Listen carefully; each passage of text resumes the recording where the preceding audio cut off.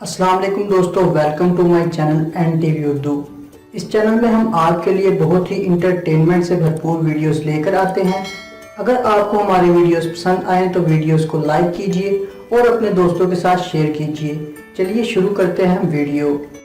राने का वलीमा था। खाने में नमक तेज़ हो गया, लेकिन राने के डर की वजह से कोई बोल नहीं रहा था। राना एक एक मेज़ के पास जाता और कहता, सजनों ते मित्रों, दबा के खाओ, मेरा पूरा 20 लाख लग गया है। फिर राना गांव के एक मिरासी की टेबल पर आया और इसका कंधा थपथपा कर बोला, खाओ मिरासी खा, पूरा 20 लाख लाया है। मिरासी बोला, क्यों नहीं राना जी, लग गया होएगा 20 लाख, 1 लाख रुपये का तो नमक पिया विच। पुराने ज़माने में लोग एक दूसरे की हिम्मत बढ़ाते थे।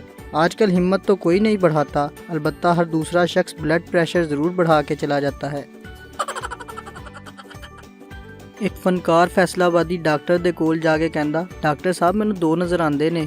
अगों डॉक्टर उस तो भी वड्डा फनकार सी, क्योंकि वो भी फैसलाबादी सी। कहंदा, फिर तुसी 4 बंदे क्यों आ गए हो? इकरा ने फूड पांडा पर कॉल की। इकरा, हेलो फूड पांडा।